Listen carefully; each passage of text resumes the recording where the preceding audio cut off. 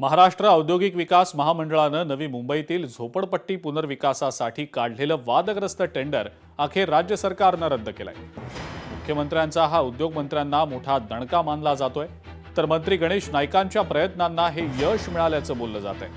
हे टेंडर केवळ विकासकांच्या फायद्यासाठी काढलं गेलं, पुनर्विकासाच्या नावाखाली रहिवाशांची लूट होण्याची भीती होती असा आरोप गणेश नाईकांनी केलेला होता। गणेश नाईकांनी मुख्यमंत्र्यांना पत्र लिहून हे टेंडर रद्द करण्याची मागणी केली होती। अखेर मुख्यमंत्र्यांकडून एमआयडीसीला निविदा रद्द करण्याचे आदेश देण्यात आलेले आहेत। कॉन्ट्रॅक्टर शोधतात, हे होऊ देणार नाही आम्ही। लक्षात आलं की ही माझ्या त्याला विरोधात पूर्ण तीव्र विरोध आहे आणि हा कट आहे पैसे कमवण्याचा। काय बोलतो मी, पैसे कमवण्याचा कट आहे। आता कोण कोण त्याच्यात सामील आहेत ते शोधेन मी। जर का त्याच्यातून जनसामान्यांच्या भावनांची कदर केली नाही तर मंत्रीपद बाजूला सोडून मी गणेश नाईक रस्त्यावर येईल। कारण आणि ती काही वेळ येणार नाही। माननीय मुख्यमंत्री देवेंद्रजी फडणवीस या गोष्टीला निश्चितपणे रद्द करण्याचा निर्णय घेतील।